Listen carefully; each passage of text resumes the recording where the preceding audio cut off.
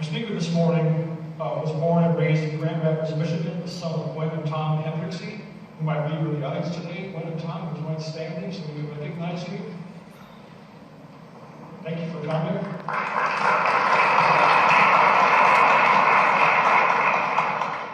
Thank you for this young fellow who we appreciate so much. Our speaker describes himself as a glass half full kind of person, loving baseball, fishing, although he claims to be not very good at it, snow skiing, watching funny movies, country music, Chinese food. He was an elementary education major and a starting pitcher on the baseball team here at Indiana Wesleyan, graduated in 2007. His first teaching position was in Meyer, Arizona, where he taught third grade for 2 years.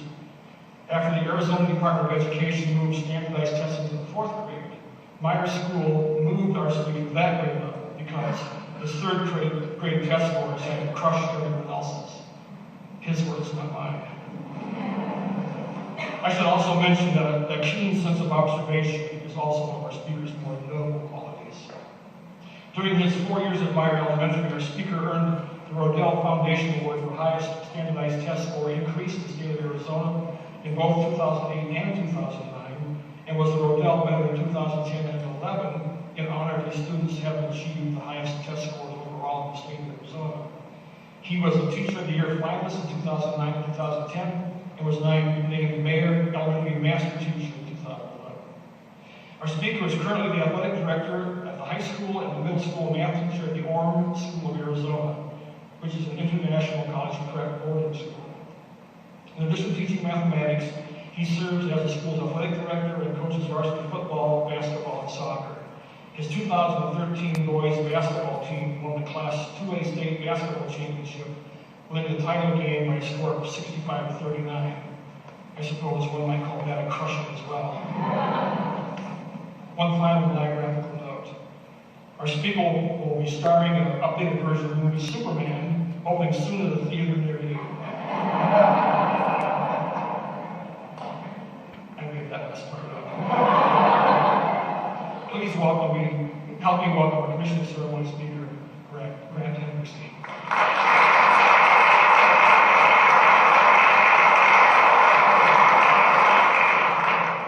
All right. Thank you, Dr. Ellsberg, for that. I'm not Superman. I want to be, though. Well, first of all, everybody, I'm very excited to be here to talk to you all today. 7 years ago, I was in your exact shoes. Just finished up student teaching, and I was ready to graduate, begin my career as a teacher. So I know exactly what's going on in your heads right now. And over the next 15 minutes, my hopes are to inspire you all by telling you a little bit about my story of teaching, and also by giving you a few helpful tips that I've learned along the way. And I have broken down, based on my personal experience, the 7 most important parts of being a successful teacher. So long story short, I graduated high school, had a great time here, and ended up taking a job in Mayer, Arizona, a small town I've never even been to before. I had teaching offers from other schools, but I felt that God was really calling me to go somewhere new. So I took the job right over the phone, ended up moving to an area I've never seen before, where no one was familiar to me or anything. And I like to think I made it work out, so I'm going to give you my 7 tips. Take with them what you will. The first one, know what your overall mission is and live it. Some people say that they want to become teachers because they like kids. Well, I like football, and I'm not going to coach the Detroit Lions. Teaching is so much more than just liking kids. Obviously, we all like kids, but on top of just liking kids, we like to teach kids, we like to help kids, we like to mentor kids, and we like to make kids better people. And we are willing to work countless hours to do these things. And because of this, you need to ask yourself what your mission is. What do you want? Why do you want to be a teacher? What is your overall goal? What are you hoping to accomplish when it's all said and done? And your mission is something that you can never lose sight of. Your mission will get you through the tough times. It will be your light at the end of the tunnel. And for me, my mission is very simple in words. I am here for these kids, not for myself. And I will do whatever it takes to make sure that they succeed, not only in the classroom, but also in life. And this mission, although short and simple, has gotten me through plenty of tough times. When I'm down, I just have to remind myself of why I chose to become a teacher in the first place. And that gives me the strength to get back on my feet and get right back at it. You have all chosen to become teachers, and that is so awesome. That puts you all in an elite group of people. And to me, that is a very noble thing, because this means that you are choosing to live a life of servanthood. And for that, I commend you all. Pretty soon, you will all have your own classrooms full of new experiences and adventures. Just never lose sight of your mission, and you can experience plenty of success in the classroom, and you can single-handedly change kids' lives for the better. Number 2, understand that success in the classroom comes with making sacrifices, and as a teacher, you must be eager to make certain sacrifices to ensure the success of your students. And I believe that as far as teaching goes, you can think about it in 2 different ways, depending on what your mindset is. Number 1, as a teacher, I will experience obstacles and challenges in the classroom on a daily basis. This is very true. Number 2, as a teacher, I will experience victories and successes in the classroom on a daily basis. You see, each obstacle in the classroom can lead to a victory, and some people dwell on and only think about all the hard work that lies ahead of them in the classroom each day. And true, there are odds stacked against you every single day. You have to teach kids how to read, how to write, how to act, and how to behave. There are constantly mountains to move, but with every challenge can come success. Now, hopefully, everyone in this room has the mindset of teacher number 2, where you will wake up each morning, understand that there will be struggles throughout the day, but also understand that with each struggle can be a success. Think about how great that is. You are all going to have a job where you can experience the thrills of victory every single day. And the easy part of this, of course, is understanding that there will be battles to fight. The hard part is actually fighting the battles each and every day to reach the success that you are looking for. And in order for this to happen, you must not only be willing, but you must be eager to make sacrifices of your own for the good of your students. You need to be prepared to be overworked, underpaid, and at times even underappreciated. Every single day after school, I would get into my junky car and I'd drive home to my small apartment and eat my cheap dinner. But you know what? I would do it all with a smile on my face, because I didn't become a teacher with the goal and hopes of making good money so that I could live a life of luxury. My mission was to change lives by teaching kids, and that's exactly what I was doing, so I could not have been more happy.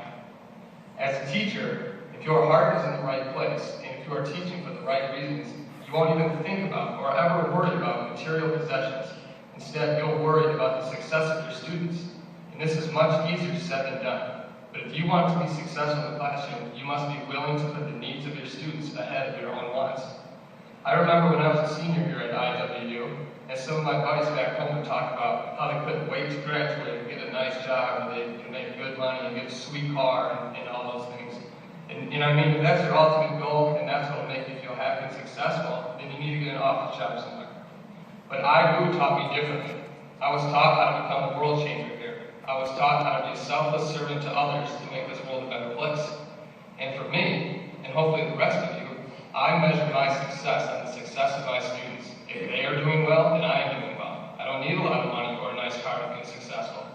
I taught for 4 years in a downright nasty school in a terrible demographically challenged area, and I led the entire state of Arizona in standardized test scores.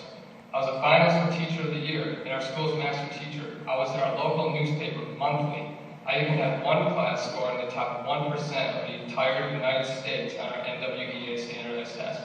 I worked harder and achieved more in 4 years than most teachers do in an entire career. And you know what? I made $28,000 a year. I drove an old Chevy Blaze that had a mismatched door, no air conditioning, 180,000 miles on it. I lived in an apartment that was so small that I could watch TV while lying in bed, and the TV sat on top of my refrigerator.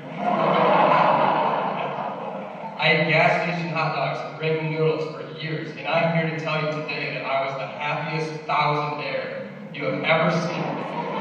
Because I loved what I was doing, and I felt successful in life, because my success wasn't measured by how much money I made or the nice possessions I had, but it was measured by how many lives I was changing. I remember one Christmas I was flying home to visit my family back in Michigan, and the guy next to me on the plane was going on and on about his awesome job as an airplane manufacturer, and how easy it was, and how much money he made, and how much cool traveling he got to do. And then he asked me what I did for a living. I told him I taught 3rd grade, and he looked at me like I was crazy. And he said, "That's a ton of work for no, that's a ton of work and stress for no money, man. What do you even make?" Instead of punching the man like I wanted to, I looked straight into his eyes and I told him, I make a difference, man. I don't make much money, if that's what you mean. But I make a difference in kids' lives every single day. I make kids believe in themselves. I have a job that I love, and there are 26 kids that would do anything for me. True, I don't make good money, but I live a happy, content life. And the guy just stared right back at me and said, now that you put it that way, it sounds like you have a make. Every day I was making sacrifices of my own to make sure my students would succeed, and that was totally fine with me. I knew what my mission was, and I was living it. I slept in my classroom 3 times my first year because I was at school so late making sure my lessons were perfect. I started to give up my only prep period of the day so I could tutor kids and give them more one-on-one attention while the rest of my classes in PE or music class. I even started giving up numerous lunches so that I could tutor more kids during lunch recess. This means that sometimes I would go days and even weeks without having 30 seconds of my own to go to the bathroom. And these were things I was eager to do in order to be successful.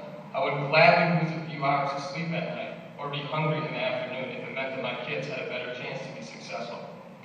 My students were number one in my life and they knew it. Because of this, I earned their respect and they were willing to work harder and harder for me every single day to get the results that we both wanted. After 2 weeks in the classroom, I even realized that my textbooks were poorly aligned with our state standards. On top of that, they were old, boring, and way too inside the box for me. So you know what I did? I wrote an entire new 3rd grade curriculum for math, reading, writing, and science, and I never used another textbook I taught. I wrote hundreds and hundreds of pages of assignments, tests, readings, quizzes, etc. And 2 years later, when I moved up to 4th grade, I did the whole thing over again. And this took hours and hours and hours of extra time. But my new self-made curriculum was engaging, it was meaningful, and it was perfectly aligned to the Arizona standards. And that was something that I had to do to be successful. Number 3. Don't ever lose faith in yourself, your